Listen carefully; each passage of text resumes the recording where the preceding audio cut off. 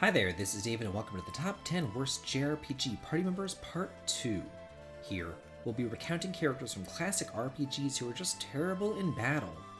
After compiling this list, going through my collection, and reading all of your comments on the first part, I'm sure that there will be a Part 3 as well. There's just so many awful characters out there. So, let's start naming names and calling bitches out. Number 10, Melvin of Dragon Quest VII. To this day, I don't understand what went through Enix's mind when they were thinking about the pacing of this game. Since progression is built around the job class system at Dharma Temple, you should have just gotten your 4-person party by that time too. I mean, what would be so wrong about just having the hero, Kiefer, Maribel, and Gabo be that 4-person party? Why wait till almost the end of the game to drop Melvin into your lap when it's so focused on job level grinding? He's not bad. It's just that there are better options out there, namely Arya. She'll join you only a few worlds later, and her stats and equipment draws are far superior to Melvin's. Here's the deal about him. While one might think that he's a warrior, his stat gains are actually much more magically inclined, and we already have a mage, Maribel. To make matters worse, he leaves your party for a good while in the second disc too. No one in the right mind should invest any more time than necessary into this old fart. Number 9, your wife of Dragon Quest V. Yes, even my favorite game of all time has some horrible party members. There's obviously Sancho and Tuppence, but it's too easy to just name them since pretty much everyone just forgets about their existence immediately after they join. When I first thought about the game, I picked up the daughter as the useless one, but upon further inspection, it's actually your wife. I do use her during the teenage years, but then she's gone for the entirety of your adulthood, only joining back up again in the final dungeon of the game. At this point, your entire party's already outfitted, leveled up, and chosen, and there's just no reason for another dead-weight black mage. Your daughter fills that role pretty well already.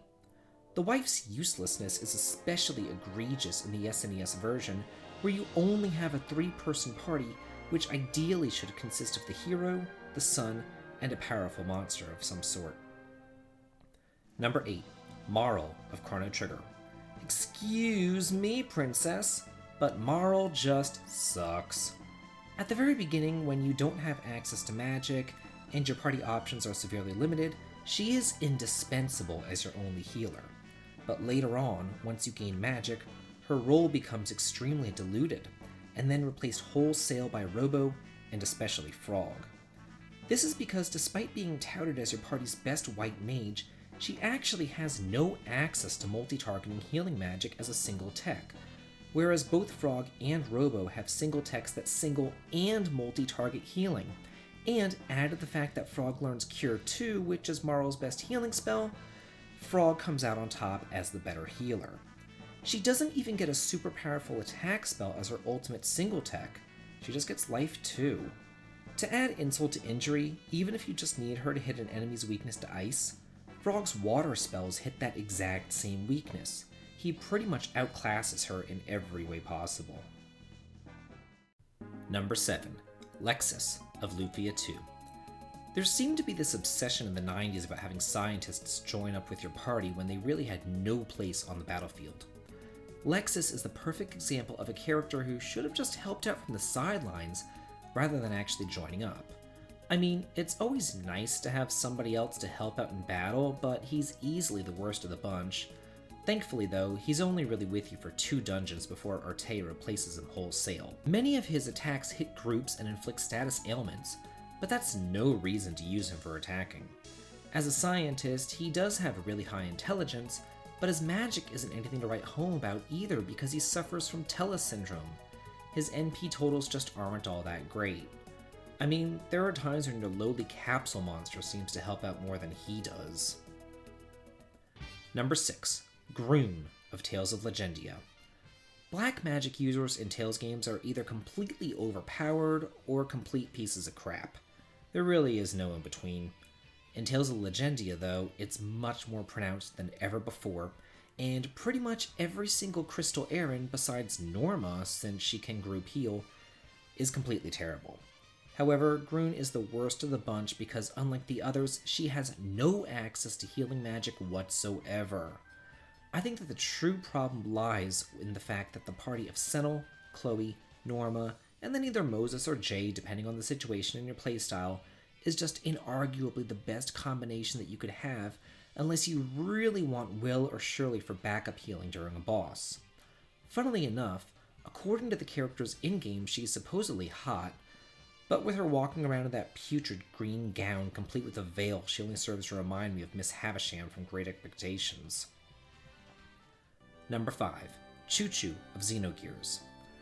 I swear that I kind of forget that she even exists. Rico is down there scraping the bottom of the barrel with her too, but we'll get to him later. First introduced as a doll from Marjorie, she later springs to life and joins the party literally out of nowhere. She has no relevance to the story whatsoever, and the game would be 100% unchanged if she just never existed at all. As far as battle's concerned, she's useless there too, having no death blows whatsoever, and being completely unable to equip any sort of engines or frames in her gear form. And that's because she doesn't actually have a gear form. Instead, she just kind of grows to giant size, which doubles her stats. It's just too bad that her stats are terrible to begin with. Yeah, I'll give it to her that she's unique in the fact that she doesn't need fuel to fight and that she can heal the other gears, but is that really worth it when you have so many better options to choose from? Not in my opinion. Number 4. Carol and Chuck of Wild Arms 5. 2 useless members for the price of 1, and the cherry on top is that they're both rather annoying, although Carol easily beats out Chuck in this regard. Does anybody actually use these 2?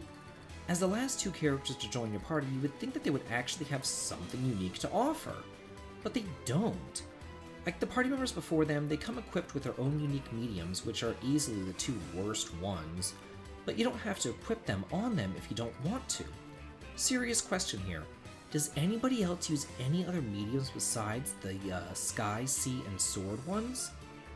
Anyway, their true downfall lies in that everybody else has something much better to offer.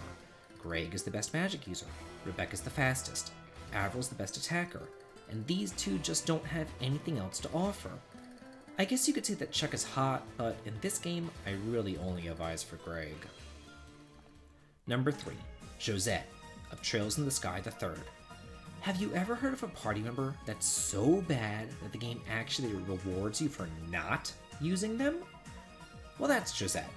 For those unaware, Trails in the Sky III utilizes a support system similar to Suikoden, where every character has an ability that can only activate when they're not in your party. Josette's just happens to be one of the absolute best though, because it increases your drop rate for items in Sepith.